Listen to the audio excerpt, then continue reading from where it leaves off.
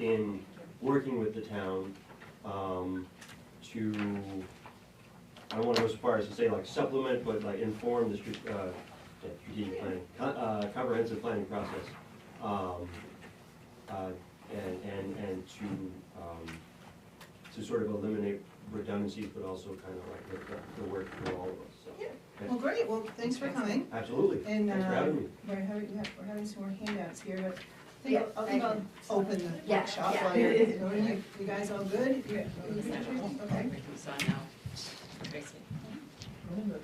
Oh, So it's not like, lock it out of the, right here. Right here. So you can pick if you want and if you want to sit down, you can pick. Yeah. Exactly, thank you. These I ones are like much more it. comfortable than those ones. All right, good evening, everybody.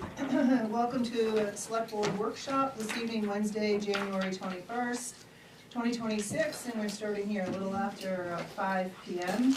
And we're meeting in the Bethel Town Office meeting room. And if we could, calling the workshop to order, we do have a quorum, and we'll be hearing a presentation, having a little discussion this evening, but we will not be taking any action. So if you would please join me in the flag salute.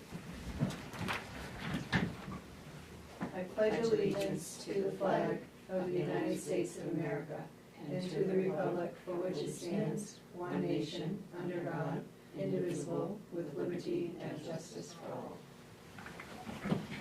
All right, and the presentation this evening is by Erica Buffkins. Welcome, Erica.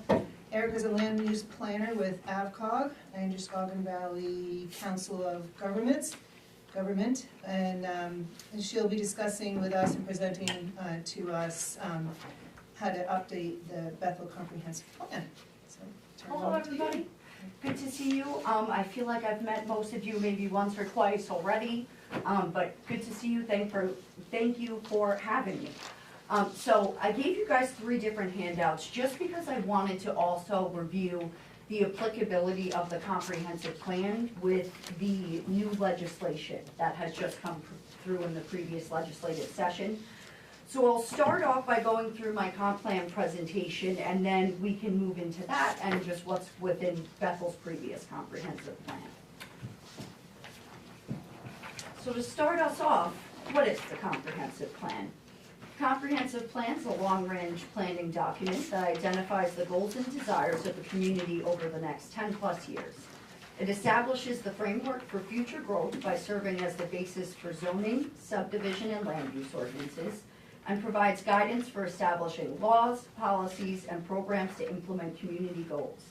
The requirements for a comprehensive plan are established through Maine's growth management law. So typically, a comprehensive plan includes the following: an introduction and plan background, kind of giving some history on the town, the reason for bringing the comprehensive plan together, a community vision, community engagement, data inventory and analysis, a future land use plan, regional coordination, and then implementation strategies, goals, policies, and strategies.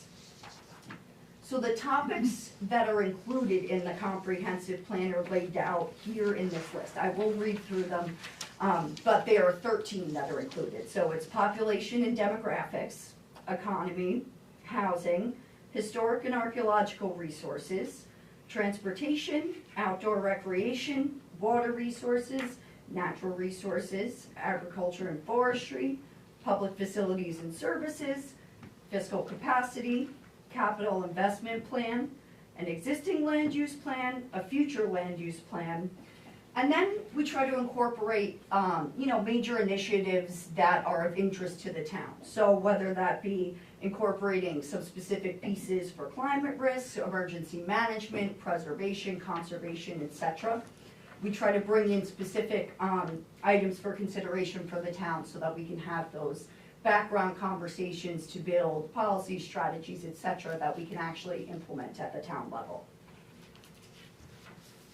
So, I've highlighted on the next page the future land use plan. So the future land use plan is the most important piece in the comprehensive plan. when the state reviews the comprehensive plan, the main piece that they are going to look at in their review is that future land use plan.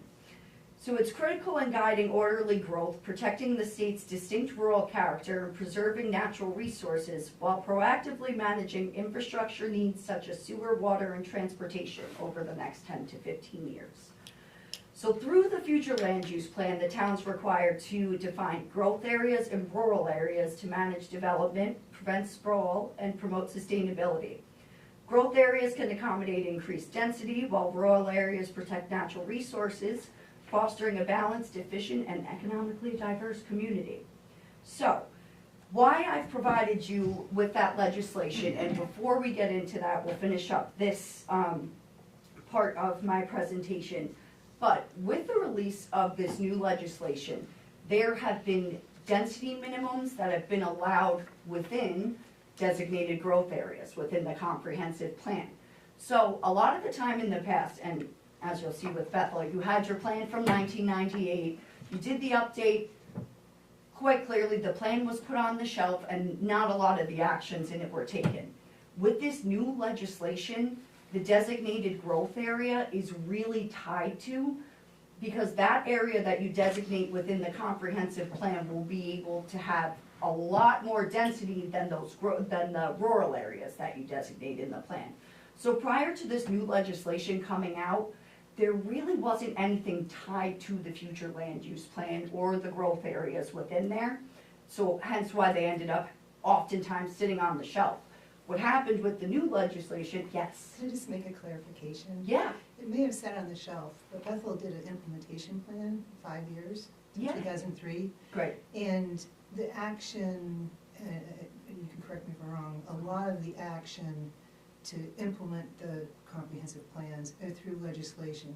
Legislation creates this, and legislation helps manage it. So a number of our ordinances, and they arguably would be outdated, they were updated. Mhm. And so after that, since we didn't update the comprehensive plan, I think you could say it sat on the shelf, but it did have an action plan, and it was implemented, and maybe not a lot of other towns do that, but Bethel did, so that's all. No, and I'm happy that you said that, because it's a clear difference even from the minute that you drive into Bethel. The organization and long-term planning that you've had here are quite clear just in the landscape, your signage, etc. So I only say that because the plan was originally written 3 years after I was born.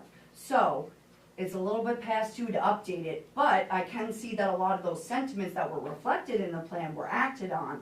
But to have an update with new items in writing, I think will really just help you as a town who's already very capable of accomplishing new goals, just really have them laid out and make a process for going forward.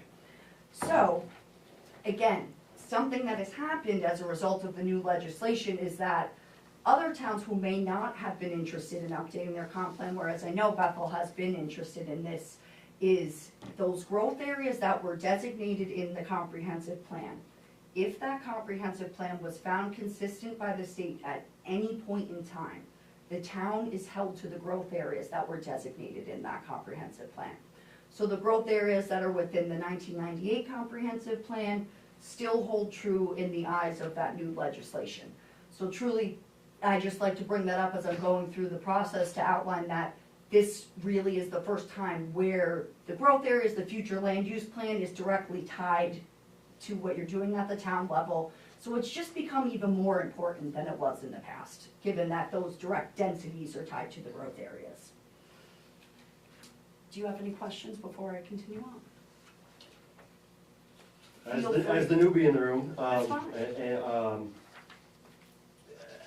maybe it goes without saying, those growth areas in the process to follow are subject or up for review? Absolutely. Okay. So that's a big part of the public engagement piece of forming the comprehensive plan. I think it is of utmost importance that you get those key stakeholders when you are updating your future land use plan. So hence why I reached out to Kirk now. I'm also working with Newry on their comprehensive plan. I think it's just having those people in the conversation while you're writing this plan is only going to assist the town, it's gonna further the efforts of the Mahoosic Land Trust, so having that coordination throughout the plan, I think will just make it more successful for everybody all around. Alright, continuing on. So the comp plan should be updated every 10 years to ensure that the plan reflects the desires of the community. We typically say the update process takes 1 to 2 years. That timeline is absolutely dependent on how quickly the committee would like to work.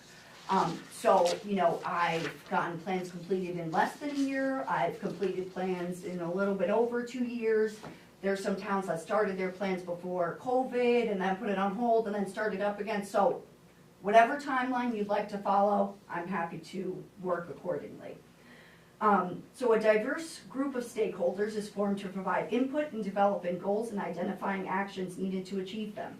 This group, so often referred to as the Comp Plan Review Committee. So appointing committee members is going to be the first step in initiating the update process.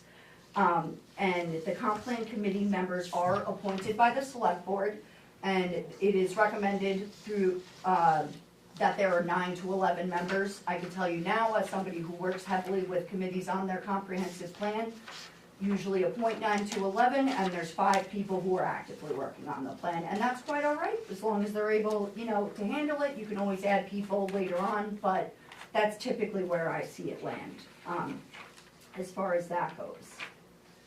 So, roles of the Comprehensive Plan Committee. So the Comp Plan Committee oversees the update. They prepare and distribute the public survey, obviously with assistance from myself. Being that I do work with a lot of towns, like I said, I have a lot of guidance materials developed, so example questions that I've gathered over time that I can work with committees to pick out pieces that are applicable to the town that they're living in and the questions that they want to get to, and work with them to refine that. Another big obvious portion of them being on the Comp Plan Committee is becoming familiarized with the previous plan, just to make note of the things that have been accomplished through the recommendations or ones that may still be within there that could still be relevant. So typically I recommend that you do monthly meetings of the Comp Plan Committee just to keep, you know, the motion going there. So that's another expectation of the committee members. Collecting necessary data to include in the comprehensive plan, preparing a vision statement with public engagement and input from the community, and then conducting public engagement sessions to gain input in the update process. So you'll see that I put in there, collect necessary data to include in the plan. Each town really takes the way that they want to go forward with the comprehensive plan update process a little bit differently. So, just as an example, when I worked with Jay, I wrote 5 chapters within their comp plan, but they had committee members who were very capable of writing specific chapters in the plan. So instead of contracting with somebody like AvCog, being that there was that experience there, that committee member wrote the chapter, and then I just kind of assisted with giving some extra data pieces. So truly, I like to say bring the committee together, you kind of meet, discuss what their capabilities are, their interests, to really determine what level of assistance you'll need in preparing the updated comp plan. So now, who should be on the committee? I always recommend that there is somebody from the planning board and or the select board on the committee, just to make sure, you know, there's realistic expectations as far as the recommended goals, policies, and strategies go. And being that the planning board's so heavily involved in development and reviewing applications, I just think it's, you know, given the tie to land use ordinances, etc., I think it's really great to have representatives from both of those boards. I always recommend one person from the town, staff-wise, that way, you know, just as far as preparing agendas, scheduling meetings, etc., it seems to work out well that way. Always recommend a department head. If they can't be on the committee, absolutely recommend, you know, just inviting them to meetings now and again, just to make sure that you include their input. Obviously, fire, police, sewer, water, recreation, it's nice to have people with those specialized interests and or knowledge. Another piece that I always like to incorporate, any local business owners, a huge one for me is farmers. I think it's really nice to have their interests represented and just have a voice for them within the committee. And I always say, you know, somebody that's within the real estate world that seems to understand it, that you can get both sides of the perspective there. Again, you know, I always recommend local land trust conservation groups. If you have that knowledge to tap into, absolutely take advantage of it. Again, why I reached out to Kirk, it's just those people that are specialized, if they can be a part of it, I think it's great to invite them to be on the committee. Also, I like to include longtime residents, you know, potentially people who have lived here forever, and then some new residents too. I think it's nice to get a little bit of perspective from both. And something that I have seen that definitely comes in handy is if you have a committee member that happens to have good media skills or, you know, building surveys, sending things over the internet. If you have one person that's decent at doing those sort of things, I think it definitely helps to facilitate the community a bit. All right, any questions? I gotta ask. I know I included a lot of the text, but, What is okay. the, sorry. No, thank you. The Yes. select board's role in the comprehensive planning process, besides having a representative on the committee, are parts of it run by the select board, or are we pretty out of the process? So, a lot of the time, the planning board's kind of the one steering the ship, no matter what, when it comes down to what the comp plan, the committee puts it together, et cetera. To have it adopted, it's gonna have to be on the town meeting warrant and be voted on by the town. Something that I always recommend if I'm working on somebody's comprehensive plan is that after we put the public survey questions together, I recommend that the committee forwards those questions to the select board for review as well. I just know in certain cases, I'm working with Kingfield right now, and they were looking at the school district, so as we were going through that, we realized, well, we might as well include questions on education so that we can, you know, have some answers to that as well while we're going through the process. So I try to, you know, make sure that the committee either forwards things on to the select board, I provide it to them directly, or whoever you end up working with, if you work with a consultant. Another big piece that I like to do is once we finish up the public survey, I typically like to present that to the select board, just, you get some public insight, and if you have it, I'm sure you'd love to hear it. So, I try to involve the boards throughout the process, because again, you guys are huge decision makers in the town, you're leading what the future is, and I think, you know, having you involved throughout the process is really important. It also gives, because they're public meetings, it also gives a chance for other people to come and sit here and hear what's going on, whereas it's. Exactly. Like it's just already in place, so it's like an easy way Yes. for people to come hear about it. Exactly, and you know, I think it's a great point too, and something that I always say is definitely make it known that the meetings are public, because every now and again, you know, one department head, oh, I'm staying late at the town hall that day anyway, maybe you could sit down in the comp plan meeting. I just think it's good to keep a lot of people involved in the process, just to make sure that, you know, all boxes are checked, all interests are represented. Are you gonna go through how we should go about choosing this committee? Is that something? Yes. Okay, all Yeah, right. yeah. I included that too. Okay. So, I'm now gonna go into the consistency status of the comp plan, so I could read it off here, but I'll just talk to you guys about it. So having a consistent comp plan means that you send your plan to the state Municipal Planning Assistance Program through the new Office of Maine Community Affairs. They review the comprehensive plan in comparison to the Growth Management Act. And if the plan aligns with all of the goals that are in the Growth Management Act, then your comp plan is found consistent. If it differs from that, then you get a response from the state that says, we found deficiencies in your plan, and we've identified X, Y, Z, which need to be updated in order for the plan to be found consistent. So through that process, you take your plan, you send it over to the state, and they refer it out to all the different agencies for review and comment. For me personally, I know when I am writing comp plans and updating the chapters, I happen to loop in some of the state agencies just for comment, for recommendations. Personally, when I write the natural resources chapter, and I asked Kirk this yesterday, I want somebody like that's the Mahoosic Land Trust, I want them to take a look at that natural resources chapter in draft form, and if there's something that they think would be good to include, let's include it. So for me, I try to include a lot of, again, outside entities throughout the process, but typically, you know, it'll be sent over to the state. It's like a 35-day time period that you have to wait and get the response back. And then they either tell you it's complete or incomplete, and then consistent or inconsistent. And again, that takes 35 days. I typically recommend sending it for consistency review before you have the public hearing. That way, if any changes need to happen, you know, you can do that before bringing it in front of the town. I have had a few instances where there was a close deadline with the town meeting where we said, let's just go ahead and have the public hearing first.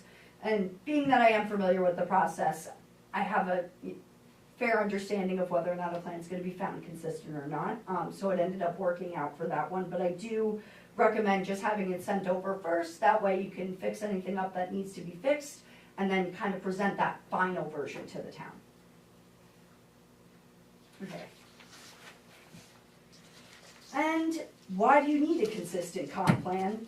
So if you want to require impact fees or have any zoning in addition to shoreland zoning, you technically must have a comp plan that's found consistent by the state. So that's a big thing that I like to bring up, you know, especially with the requiring of impact fees, you know, being able to have that some sort of financial backing from new developments, I think is huge. So that's one of the reasons why having the consistent comp plan is preferable. And another reason is that state agencies are directed to provide preference to towns with a consistent comp plan.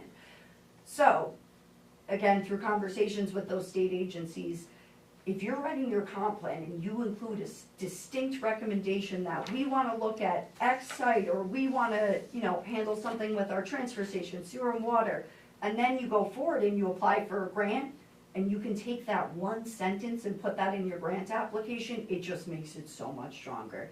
And I know, you know, again, in talking to those organizations, a lot of them like to see that that planning was done around, you know, those, where you want to put the investments. So, I just think it's, you know, having that, and being able to have the consistent plan, to then be preferred for grants is just, you know, a good thing for the town in general.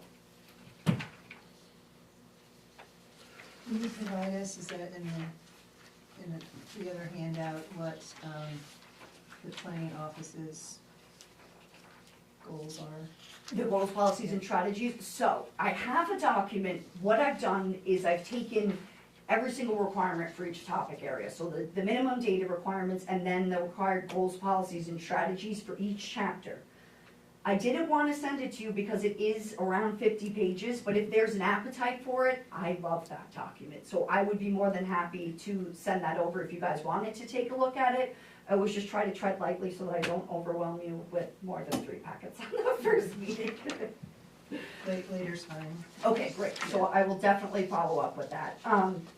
So you'll see here, for the plan to be found consistent, again, it has to be, comply with all 3 of these, so that's the growth management program elements, responsibility for growth management, and then the 208 review criteria rule, which is what details all of those requirements that I just spoke about. And if any of you are interested in the legislation, I am more than happy to provide that too, if you'd like to read it through there. I know I'm interested in that, some are, some aren't, so just let me know, I'm happy to provide that. Okay. So you'll see I put just a little potential timeline on this last page here. But as we've discussed, that there's one more page, but that can be variable depending on how the town wants to go about the update process. So I'm going to outline our last page, which is how I can participate in the process, and then I'm going to get more into committee members and the tactics that I usually take to get committee members. So AvCog's involvement. Through your regular membership dues with AvCog, I can provide a lot of assistance with the comp plan effort, aside from if you decided you wanted to contract for me to write some of the plan.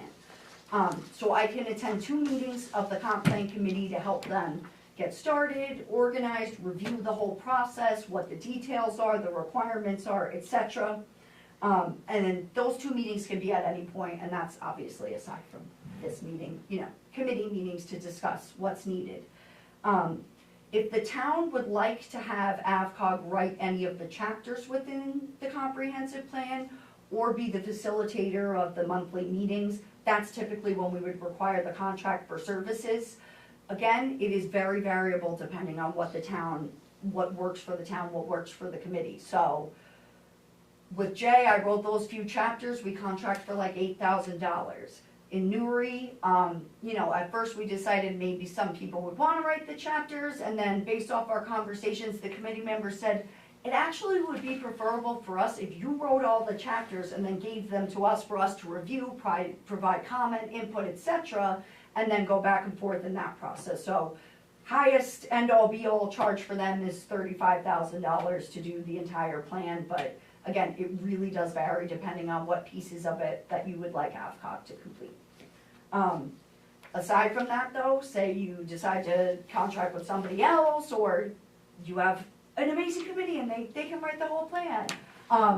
You can ask me for help at any point in time, and that's, you know, aside from comp plan, anything land use wise, development wise, if you're, you know, have questions about new legislation, please feel free to reach out to me. AvCog's here as a resource. You guys are paying members and we're happy to provide help. So, you know, whether or not that's just, like I said, questions, emails, calls, if you get your committee together and you want to connect them with me, I'm so happy to talk to them. So whatever you need, I'm here for.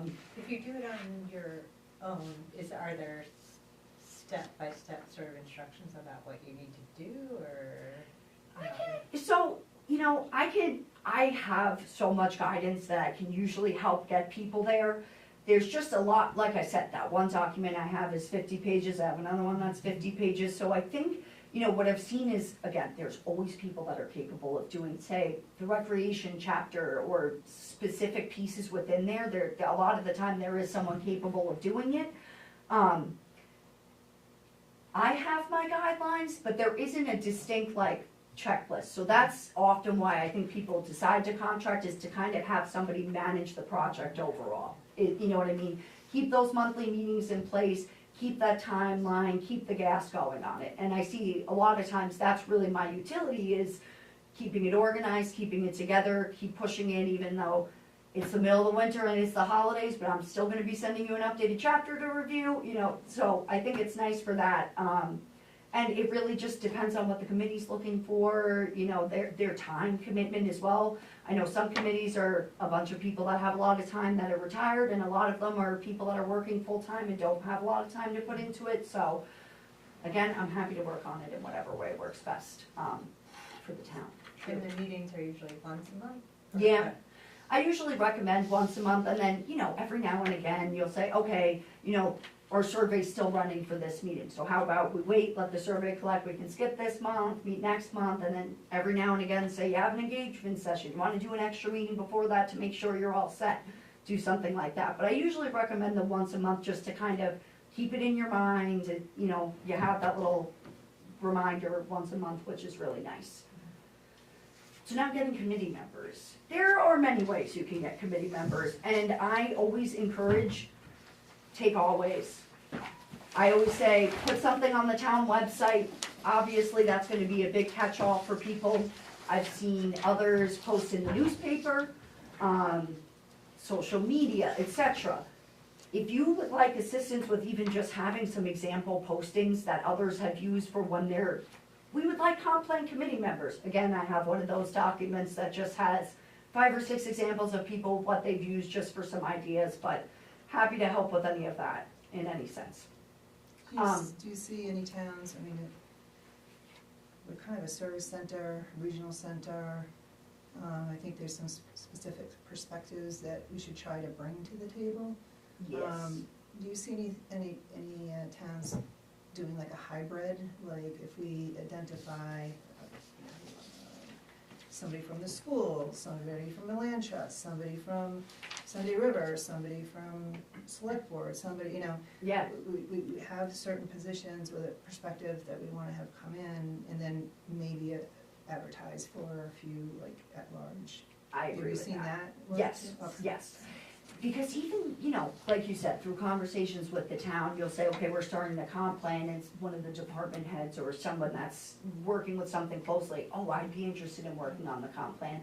So I do try to do that kind of groundwork before putting that whole, you know, really soliciting people, because regardless throughout the process of whether or not they're on the committee, they'll still have the public survey, public engagement sessions, etc., that we'll really want to invite people to. But I absolutely agree with that tactic. That way, you know, again, those key players are gonna be invited, and in working with Newry right now, Sunday River has to be a part of that conversation, it's just kind of a given, you know? And there's other ways, but we'll get into, that you can get other perspective. If you're working on the housing piece that night, you can invite housing people to come in. Exactly, yes. So Bethel was the first one, since it was like the third try to get one passed. We did small focus groups. Yeah, Um, yeah. So I think we can get a lot of participation. And that's, you know, just even envisioning it for Bethel and going about the process, I totally see this being so public engagement heavy of, like you said, I love doing stuff like that where, all right, so today we're gonna have our meetings really focused on housing, we're gonna invite some people who really are involved in this world, we need their opinion and making future decisions on it. So I think that's the best way to go about it, really, really make it broad. And I think the more you involve the community, the more you ask them for their opinion, the more they want to accomplish the plan and implement the stuff that's in there because they feel like they were involved in the process. And you get proud of what you're involved in, so you want to push that forward. So I think it really just helps set up the plan for success to really get everybody involved in it. But we do the appointing of the committee? You do? Okay, so if we had 3 people who wanted to represent recreation, let's say, do you have guidelines on how we should choose somebody, or is it kind of, It's, you know, it's kind of the opinion of the select board. And at least, and in legislation, it does say the committee is appointed by the select board, so you do have the discretion there to make the decisions as far as, you know. so we would decide our criteria for the, okay. Yes, absolutely. But if, say if you wanted an example of something like, you know, a vague example that you guys could use in your selection of the committee members, I'd be happy to put something together. So if you know, if that would be useful for you, I'm more than happy to do that. There's no requirement that folks are Bethel residents, right? This is a funny one. A lot of the time people are, okay, is it gonna be part-time residents? Is it gonna be year-round residents? Is it gonna be voting members of the town? I usually like to just say residents of the town. If they're paying taxes in town, part of the town. One thing I would like to bring up right now is Newry sent their comp plan survey on postcards through the mail, and I have not gotten any other survey that's been as successful as theirs, so I've now kind of, that has to be the way to go. It worked so well that they got maybe 450 responses, and everywhere else I've only gotten like maybe a little over 100, so as much as, you know, the thought of, okay, that will require funds, it was so worth it for them that I am kind of, you know, just figured I'd bring that up now because I do see the utility in getting that much public engagement is just key in the whole process. All right, now I'll go on to the new legislation packet. So I won't read through all of this because it's a lot of detail, a lot of information. But there are 3 significant pieces of legislation that are now, you know, either tied to the designated growth area, they're tied to the comprehensive plan and having big changes at the town level. So you'll see there's 1829, 427, and 997. So just at a glance, through LD 1829, within that designated growth area that I spoke of in the future land use plan, if a lot's located in a growth area and it has public water and sewer, as a result of LD 1829, the minimum lot size will be moved to 5,000 square feet. So, this could not be a huge issue, this could be a huge issue. It definitely depends on the town and the infrastructure, what quality it is, the capacity, etc. So that's with growth areas and areas with public water and sewer. Areas with public water and sewer but not in a growth area are also at that 5,000 square feet. If it's within the growth area but doesn't have public water and sewer, then it's set at 20,000 square feet in accordance with the state subsurface wastewater disposal rule. So I bring this up in comparison to this other packet that I gave you. On the back there, I just put the future land use plan from the 1998 plan, although I did see you had a color version, I'm a little bit jealous of that. I went through all my files to see everything that I could find. But I wanted to bring this up as the point of, again, connecting back earlier to that conversation. Even though the consistency finding on that 1998 plan, technically it's expired in 2012, those growth areas are still viable in the eyes of this new legislation. So I think you would be vulnerable if an applicant were to come to you and propose one of those 5,000 square foot lot size areas. If it were within one of your growth areas, I think they could challenge a decision and win a law case against that. So this is the big reason of why I like to bring it up now, is this is just gonna become more and more and more applicable, especially here, given you're a service center, given you have the infrastructure, given that you have the capacity.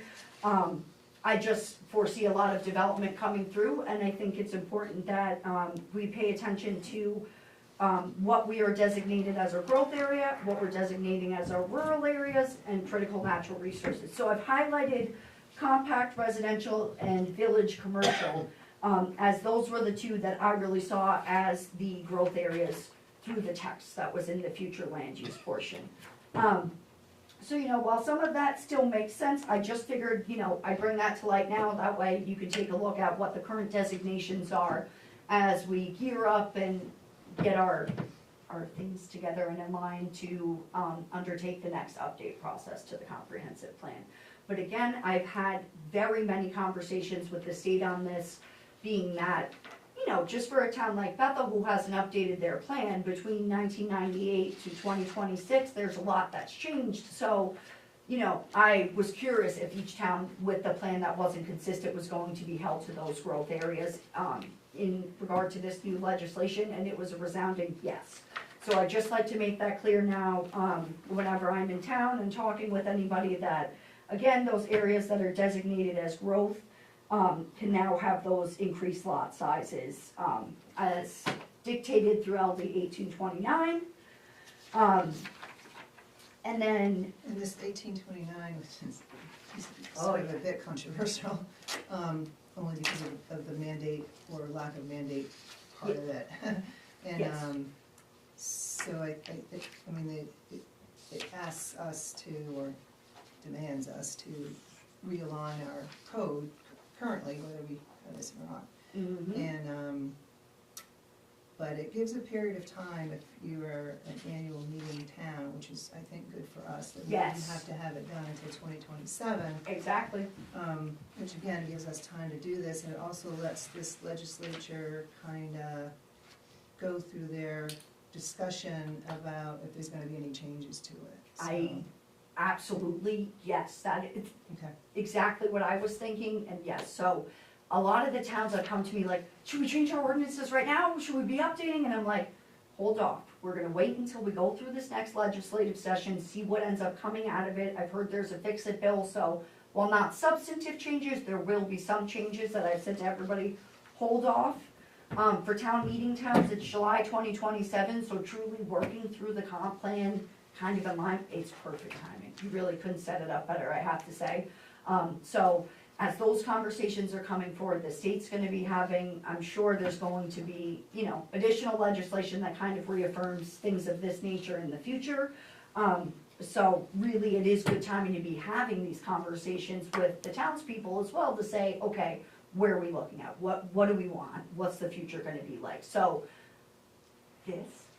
These three that you gave us supersede the 2003, Yeah. so already this Yes, and that's the thing, and I really sympathize with the towns, because I do have to say, I was the first one delivering the message of, all right, well, we now are being told we have to do this, so I helped a lot of towns to update their ordinances, and being here a year later and we're in the same place, where a lot of towns hadn't updated their ordinances the early 2000s, it's like, okay, we're 1 year later, and we're already having to update these, it's a lot of work for the municipalities, so.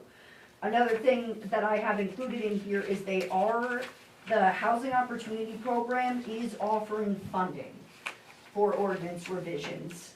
So that's on the last 2 pages, you'll see there's funding opportunities for all 3 of these pieces of legislation. And then there's going to be additional technical assistance information sessions also. offered on each of those. So I just figured I'd bring them up now, again, given the applicability with the comp plan. Good to meet you. Thank you very much. I have to go to another meeting. Have fun. Upriver, we got another town office. Thank you. Thank you, everybody. Thank you. So, again, we will have to update the ordinances eventually by that 2027 date, but I would just like to make a specific mention too that you will be able to apply for funding for that. So regardless, you do have 16 hours of ordinance revisions offered to you through AvCog's membership dues that I can assist with that. But you know, if there's funding available to do some ordinance revisions, I think you should take full advantage of that. So I just definitely wanted to bring that to light now, so that way, you know, it truly is going to be even better timing now, thinking about it, because not only will we be updating the comp plan in line with this legislation, there will also be funding available to update your ordinances, which is something you would need to do as a result of the comp plan too. So a lot of this is really aligning itself well, and I have to say I'm excited for Bethel to update their plan. It's fun for me, I can't help it, I love it. It's, you know, you get to examine each part of the town and really the nitty gritties and how you want to get there, and I think it's just really important. So being here to initiate it this time, I think it's going to be a really, really great thing for the town. And again, I am more than happy to help throughout the process at any point. You know, just little questions, anything, I'm more than here for it. I would say, now that I just rambled and talked really fast, what are the questions? Just a little, explanation on if we do decide to hire you to write the Yeah. article, where does that leave the comprehensive, committee? So, honestly, it is kind of nice for them, so I'll just explain it in the sense that I'm doing it with Nuri for the applicability wise. I go through and I said, all right, I'm gonna try to update one chapter per month. 2 weeks before the committee meeting, I send out that draft chapter to the committee and I say, all right, everybody read through this chapter and be prepared to talk about it at the committee meeting. And then they review what I put in place and give comments accordingly. So, just for example, population and demographics. I think it's nice and straightforward because you have data, but that data is always different than what's going on at the town level. So as much as I can take the census and put that into the document, I need those community members to really look at it and say, yeah, those numbers make sense. I agree with that, and go through it with town staff. So instead of them taking the time to sit down and write the chapters either outside of work, in between the committee meetings, which again, some people do have time to do, so you know, there can always be a few that can be taken over, but I just like to do it where I have the whole chapter ready, send it over to the committee for them to review, and then the main part is formulating the policies and strategies for actions on the chapter. So they're defined through the Growth Management Act, the required goals, policies, and strategies, but for the strategies, you need to define a time frame and who's responsible for overseeing the strategy. So that's really where the comp plan committee, we sit down together and we go through each one of them and say, okay, are these people, you know, these are the right people to be designating this responsibility. And again, like I said before, I still think it's important to have that information distributed to the planning board and select board as needed so that they can look through it too. But the committee's really to say, okay, Erica went through it to get all those technical data pieces. Now we're coming in to give that local touch of what it's really like living here in Bethel. Because that's the piece that I don't have. But we don't, is it possible that some of the committee members can write some of the chapters? Definitely. Okay. Yeah, so, you know. And your pricing would go according to the Yeah. amount that you put into it? Exactly, so we do it by hours. I usually try to break down the contracts by, you know, if it's meeting participation, bringing together the final document, I just break it down for really according to what works best for the town. So, for example, Roxbury wants me to write 4 chapters within their comprehensive plan. They're capable of writing the rest of them, and they also don't need me there for meeting facilitation, so we're just contracting for those 4 chapters and that's it. Whereas Nuri, I'm facilitating the meeting, so it really just depends on the town. I can say chapter-wise, it usually ends up being like $2,000 per chapter, just given my hourly 75, so.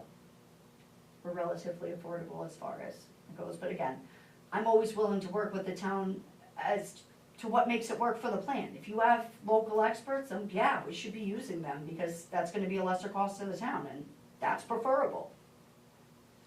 And, in part of your contract, would that include doing some of the data Yes. gathering, like, I mean, a Mhm. major part of this is gonna be updating our inventory, Yep. right? So, could your That- contract help with that as well? Yes, I mean, so that's what the contract really is, for me to get all of those inventory data pieces together and write all, that background data part, and then really utilizing the town, the committees to formulate those goals, policies, and strategies. So it's, the more mundane pieces can all be covered through the contract of data, I can assist in leading the public engagement session, so it's really whatever capacity you need me, and I'm happy to do. So what would, what would a rough estimate be for everything? 35. That's the top end, 35. So you could do the hunting and gathering, you can do the technical assistance and writing, you can take our input and put it into the form of strategies and goals Yep. and policies, and you can, And that's This- monthly committee meetings too. monthly committee facilitate, you can help facilitate public sessions. Yep. Um, Yeah, so that's like all inclusive. And again, I love those mints, and also that's the story of my life, is trying to open a mint and it rolls away. hard to open, yes. And it's on the floor. Yeah, so that's top amount, and that's doing all of the engagement sessions, and again, helping with, bringing everything together really, but that's truly the greatest figure that we've charged as far as doing the whole thing goes. Okay, so you don't run into problems that end up taking longer, more time, and so then it gets charged more? No. That's the top line. Those, I do run into that issue though with towns where I started off with Kingfield, I was writing 4 chapters, and then the committee read the chapters that I put together, and they decided it might be easier if you write the chapters and we provide the input. So then I had to go back and amend the contract and add in 5 more chapters. But again, I just work with the town and the committee in the way that it works. But if, say we're working together and we decide we only want to do 4 chapters, and the committee's gonna do the rest. If I keep an eye on my contract amount that say, I see that it's getting lower and the committee's wanting me to do more, then I have that conversation with the town, just say, all right, here we're at. I just try to keep everybody in the loop with everything, but no more than 35. But you can start higher and always go down. Exactly. Yeah. That's truly, I prefer to, inflate it a little bit and then come in under, because that's great by me, just to not have to amend it on the town's behalf, I think is nice, just to keep it nice and straightforward. And, sorry, and do you find that like towns that ask for less help have more trouble getting it passed at the state for consistency? Or is there anything like that, or like you know what to look for? So. Yes, being that I work on the comprehensive, I'd love to say no, but honestly, a lot of the time what happens is so there's 2 towns right now who Eustis updated their own comp plan, and good for them, they did it. It was just their code enforcement officer who wrote it, and it's really, really short. It's a different whole entity in itself.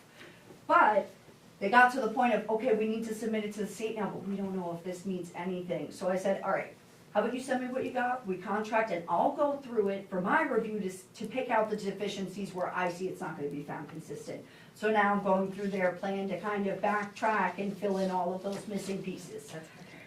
So it just depends on the town, but yes, so I've jumped in at all different times on the plan, so I have seen that it does typically just work to kind of lay it out where, whether or not we pick out the certain chapters, but just kind of lead the process and then pick out those key players that can complete the stuff internally, I think is nice too.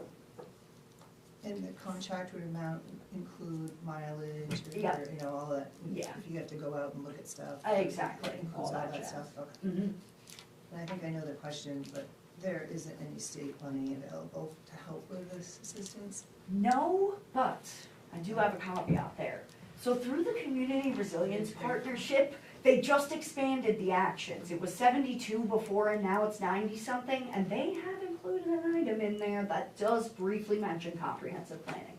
So that was something I did want to bring up while I was here. is that there is an opportunity for that there.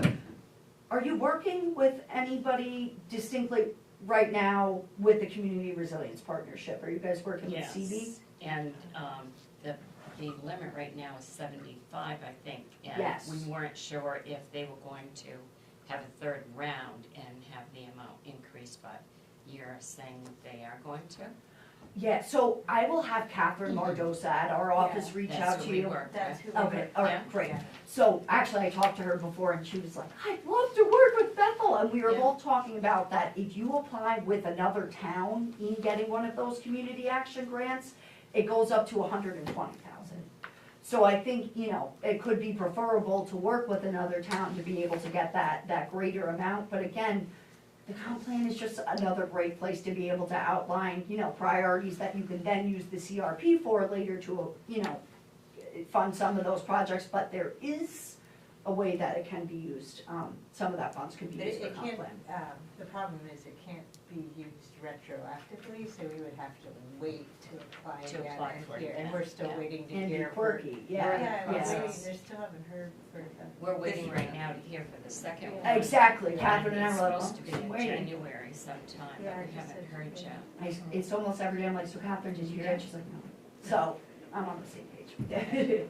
So it would be quite a while till we would hear if we get the money. I think so. So that feels like, Yeah. we're kind of. Can, I would just like to add a couple of things if I may. So, I have previously worked on 2 comp plan updates. The first town that I did, we worked with AVCOG. And, everything Erica just said just came back, which I've heard her say before too. But we contracted with AVCOG to do the entire project. I can't tell you how smoothly that went because AVCOG knows what has to be done. They do it, they get all the information to the committee, and then the committee is able to review it. The chapters are written, the meetings are facilitated, the guidance is there, and when it came time to go to the state, it went to the state and we knew it was complete and accurate. The second town I worked with, and it took a 2-year process actually for both towns. The second town, I was part of updating the comp plan, and both of them were about 20 years old. Yeah, thank you. It was the same process, but we worked with Southern Maine Regional Planning on that one because we were in the area of the state where Southern Maine is, Mhm. like AVCOG is here in this end. And that process was about 2 years. We contracted with Southern Maine. They did the entire project. We contracted with them to do all the writing of the chapters. They facilitated the meetings. They got everything ready. They took care of all of the maps that had to be changed. That's another big thing. Mhm. They did all the research and then they provided all that. We also started out with a much larger committee. On both towns, it dwindles down. New members do, end up being added. But I think that's a responsibility to add that work to town staff or committee members who are already, they don't have the expertise of knowing exactly what has to be done. They may be able to do some of this, but I think for a project like this, contracting with a company, an organization that will guide us through doing something that is this complicated. And it is a complicated process because we want to make sure that everything is right. So that's just my 2 cents. Yeah, no, I would echo that. In doing Nuri's the first time, and Bethel's the first time, AVCOG, I mean, John Mahoney. Yeah, That's who I mean, worked it's- with.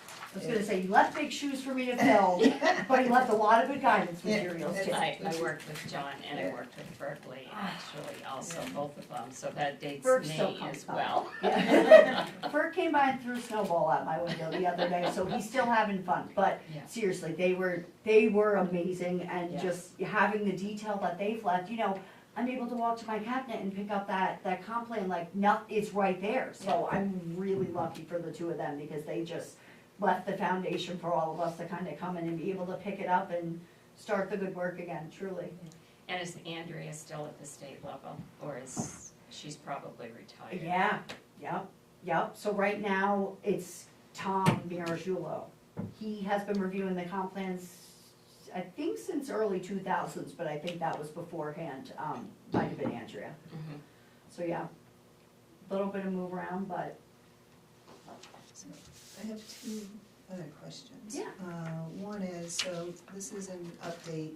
What would be your typical approach to an update? Do you take it from page one and then go through, or do you kind of look and see where areas of concern were noted in the present one and start with the areas of concern, or how, what's typical approach? So, for me, what I like to do as I'm getting into a chapter is read through what was there previously, see what the outlined issues are, and see if the issues are still relevant, if the stuff in there is still, if there's certain pieces that might still be relevant, kind of highlight what could still be used, and then I just like to kind of, keep those key pieces, but start over in looking at the community for what it is today. So, as much as I keep as much information as I can that's within the previous comp plan, I try to make it different than the previous comp plan in the sense of,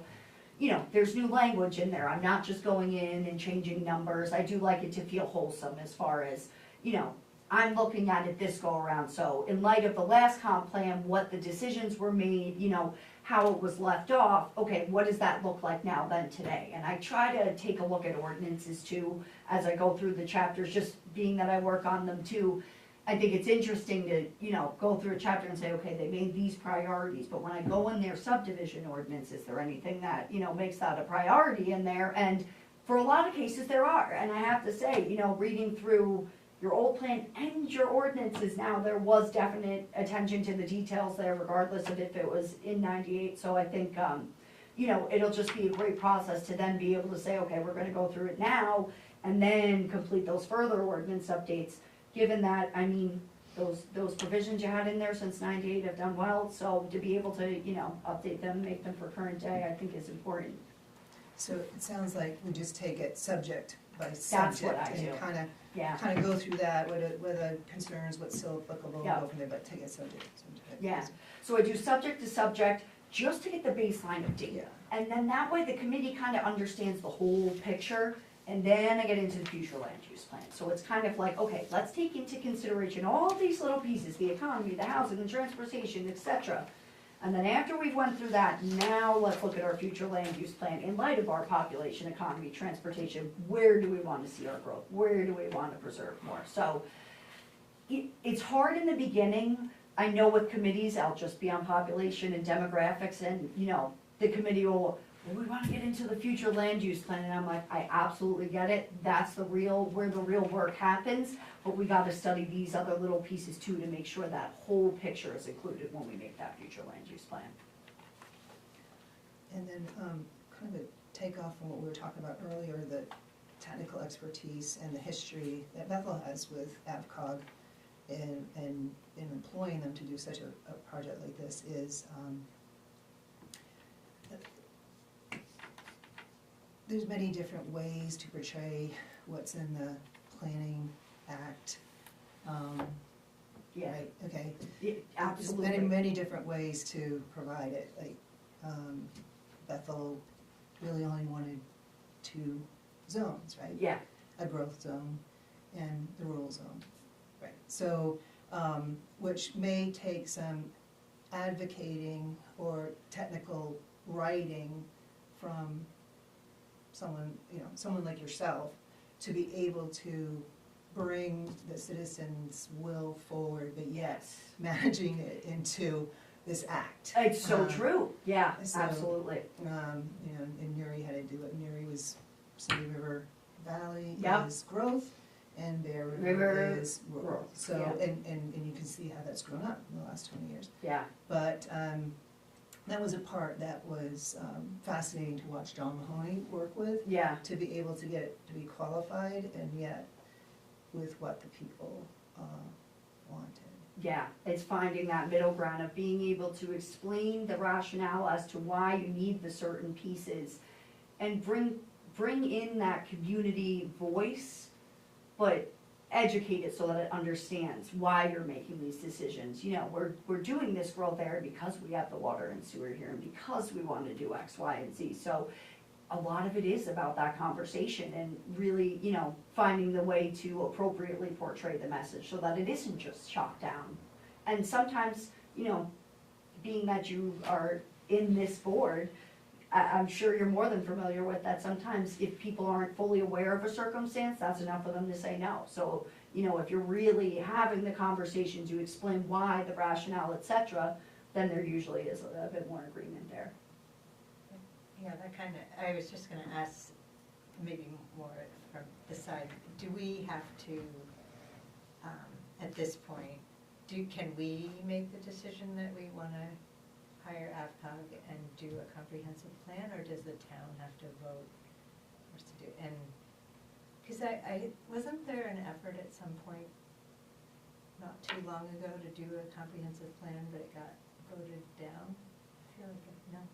No, I don't think anything got organized, and we had talked about it a couple of years ago, but we knew with everything that we wanted to get done in the four walls of this building, that we didn't necessarily have the time for to commit 2 years, Yeah. because even if you hire like an AvCog, there's still a commitment that needs to backtrack to the staff or the town manager. Absolutely. There's still that commitment to make sure that that Yeah. person Yeah. has the tools to be able to get everything out. So, no, I don't think there was any I mean, effort. this was like maybe 15, 20 years ago, so I don't know what I'm Well, thinking of. this one, I understand, this was the third time that Bethel tried to get a comprehensive plan. The third time was successful.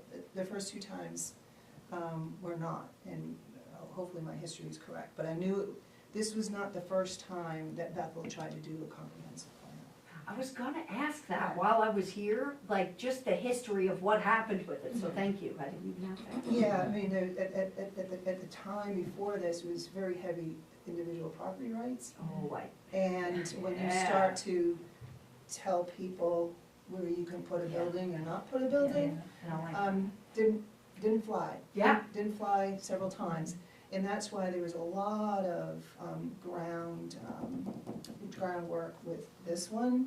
And that's why I would say we probably took the approach of having the minimal for the Planning Act. Yeah, yep, In order to get something introduced to the future. absolutely understand that, And at yes. the time, of course, there's money that needs to be appropriated, and that people have to do that. Right.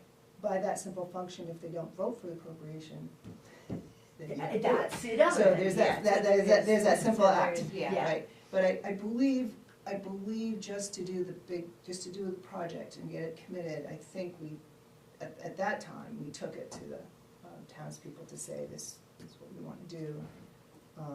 And also, I think with the money, I think back then it was 20,000, but anyway,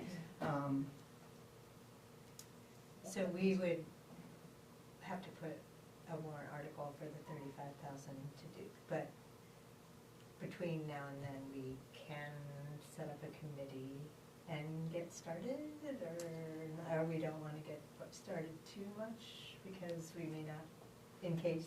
right, it and doesn't get- the employment, if this is, the employment would be subject to July 1st for payment.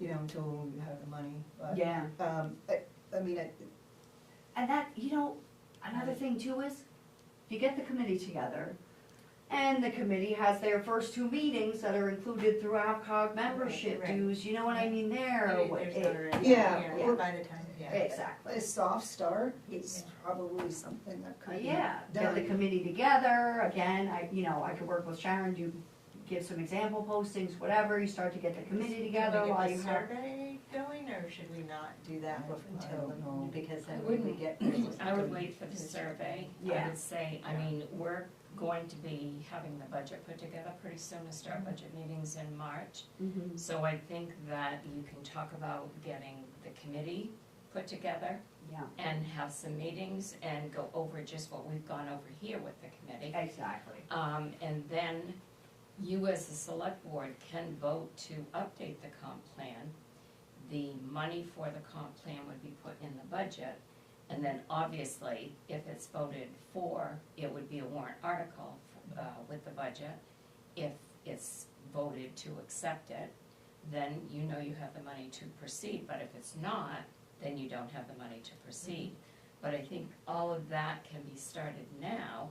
That would take us right up until that point in July 1st when it would have to be paid for. Pretty much, and it goes Because through it's the, a little time consuming Yeah. to do all that. yeah, a little time consuming, and the appropriation, you know, the consideration for it goes through our budget committee. That would go through the budget committee process and all that stuff. So I think it kind of flows right It does, into it. Yeah. Yeah. And if we have those initial, those two Exactly, it's new companies, news, that might so, be, that might be the way to do it. exactly. And it usually does work out nice that way too, and, you know, obviously, again, you guys are paying members, I'm here to come to the meeting, and then that way, all right, we get our committee started, they have a little bit of awareness while you're doing budgeting, et cetera, and then we can go and move forward with the contract. And then what you have too is you have your committee members who are going to go and advocate at Right, I town was meeting. gonna say. The Yeah, importance Yeah. and why we need to have support for approval in the budget. So it can all work together really good between right now and town meeting time, I think. Yeah, Yeah. so kind of I that think it's like soft, the best setup I've ever seen in any of the towns that I'm working Soft with, opening. timing wise. I mean, the time-wise is great because, Yeah. like you said earlier, it would take us right up until the June, say, 2027 town meeting. Yeah, yeah, oh, yeah, the other stuff, yeah. It is a good schedule Yeah. that we could get into. Yeah, that'd be actually great, because Great. then we have the town meeting, and if it is approved, everybody's aware of it. Yeah. Yeah. We can have a chance to build excitement for it. Yeah. yeah, And then just put it before them just in 2027. yeah. Yes. Yeah. That would be a good goal. To present the plan to them. Well, they have to accept the plan. They do Yeah. have. Yeah, yeah, oh, yeah. Yeah, they have to adopt it. They have to adopt it. Yeah, no, okay. Because you can't And just you're throw on just, it, yeah. I mean, that's the whole thing with, being, you know, it makes you eligible, like you said, for grants, or it helps you for all the grants. And you just don't go just on a staff member or Yeah, one yeah. select board. Yeah. The whole town needs They to need it be behind that, behind yeah. it, so, Mhm. It Yes, does they do. ultimately get voted on at town meeting. Yeah, And we should hold both a public hearing and then the town meeting, right? So we should hold a public hearing ahead of the town meeting. mhm, Yes. mhm. And interestingly enough, for some reason, in legislation, it says that the public hearing on the comp plan is, I thought the authority came from the select board, but it actually just is with the comp plan committee. So just so you guys know, you don't have to officially hold that hearing, the committee does, and then it'll be voted on the meeting warrant article. But again, the more, I'm just very much of one, let's talk about it with everybody, get their input, so that way when we go to that town meeting, we don't have that question of, people gonna vote it down? You know what I mean? No matter what, people are gonna vote it, yeah, just the way it goes, people will vote things down, but I just, you know, the more we talk to people about it, we make it open, we make it that we wanna hear everybody, I think the less resistance we'll get. And I'm happy to know that there was 3 tries before we got this one through, so that I have that in my mind. there's We've been into at least 2 tries, this third This time is- with the Tara, Third from time's what the I charm. understand, yeah. No, but it's good to go into it with that notion of knowing that, you know, we're all involved here, we want support around this and not, you know, it's just a good concept to have in mind, so thank you for shedding that light. Do you have any of the towns now that have updated their plan and now are taking the next step of implementing, like you said, we Yeah, get a document and it Mhm. says, it might say, you need to add this housing density yeah, to the site plan, right? Mhm. It might say that, and then you put it to the select board and Mhm. charge them with it. Do you have any towns that are now looking to implement what's been yeah. done? Okay. So Jay just adopted, I helped Jay with updating their plan, they adopted theirs in November. One big thing that I do as part of my recommendations is that in the comp plan is forming a comp plan implementation committee. Yeah, that's what happened here. Yeah, so separate from the comp plan committee, could be some members from the comp plan committee, but just to have somebody responsible for overseeing the actions made on it. And I think, you know, that's been the biggest thing that I did in J, was put that in there, that, so after the plan was adopted, it was, okay, select board, now we're gonna put together our implementation committee, who will then go through and make sure that all of this work is being put into place. And just to have somebody accountable again in some form of, you're taking a look at this, I think is just so important to have in writing in the plan. And about how much would that cost if AvCog did the whole thing? What, the implementation? Yeah. Honestly, I view that as your membership dues of being a member of AvCog, is then, you know, those 16 hours of ordinance revisions, you get that every year. So that's, you know, making sure that that's maintained as part of a responsibility that I can have, and, you know, a role, should I say, in making sure that's accomplished. That's good to know. Yeah, yeah. And I always like to highlight that, because I do think, you know, it's not as, I mean, I know that I can offer these services, but it's important to tell you as a select board and town manager of, we're here to help, and I'm happy to do it, so. I don't think I knew it was 16 hours that we could, that's a lot. That's a lot, yeah, and you know, that's why I always say, like, having 16 hours is, that's enough to update 1 or 2 ordinances a year, truly. So, and I've been able to do that for so many towns, and I know how helpful it is, especially given how pricey, you know, legal review is. So even if it's just a few, like shoreland zoning, that's my wheelhouse. I can do the mapping, the ordinances, everything to do with that, just send it my way and I'm on it. So I'm happy to do that work too, and especially being the one who does work on the comp plan, get that next engine by putting it in the ordinances, so, Yeah, that's good to know. yeah, yeah. And I guess my last question is, it's probably more rhetorical. I mean,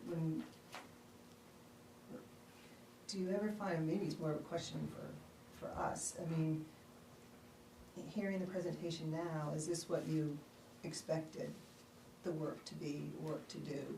Because oftentimes I don't think people, you know, hear comprehensive plan and envisioning and stuff, but it's not quite the same as anything else.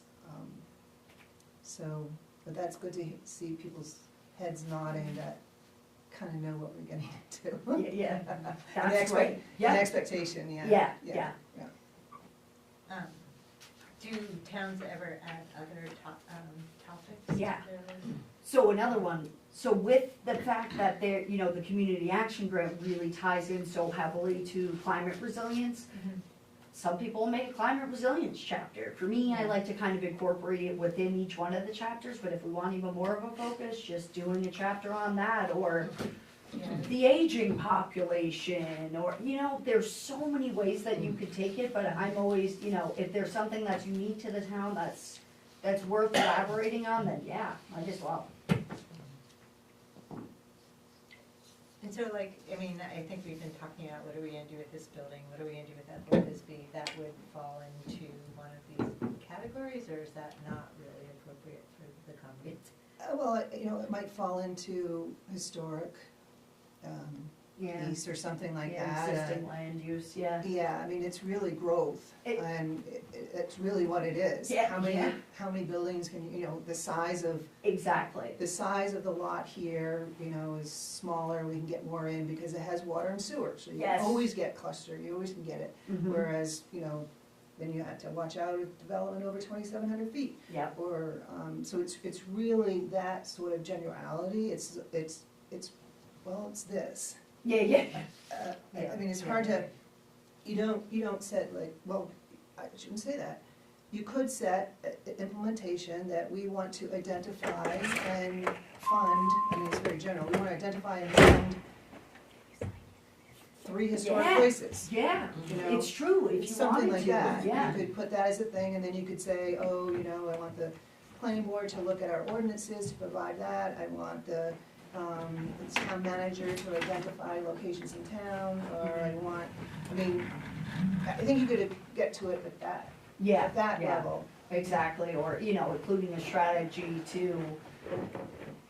you know, identify ways in which you can reuse certain buildings and or properties. There's so many ways that you can, you know, find ways to incorporate it in there, like you said, that was such a spot on answer. Cause I guess I've been thinking that if we had a comprehensive plan, that can help the select board, whoever it is, make decision, like, they know what priorities are so that they can make bigger.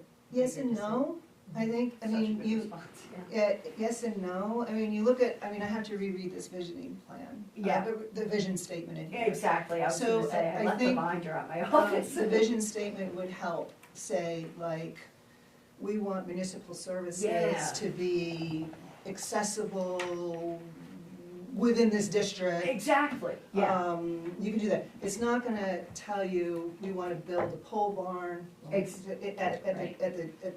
the public works. like It's not the- gonna tell you, we yeah. wanna say, yeah, but it will give you, I think, guidelines. yes, the Yeah, I think priorities. that's what I meant, is like that we, every decision is consistent with what the town, with what we want. Yeah, and what's, Want and it follows want it back to- to the comp again. plan. Right. In a growth perspective, and Okay, so that's why I asked the expectations. Yeah. Because, it's not like we had one, and I forget what it's called, the Hoosick, Cat did it, Cat, The Heart and Soul. Heart and Soul. Yeah. It's not like the Heart and Soul that took in information and, you know, we wanted a pool here, or ice rink here, Yeah, or something yeah. like that here, it's not like that. But it can give a vision statement that says, we wanna offer every recreational opportunity we can, we wanna have a transportation system that goes from,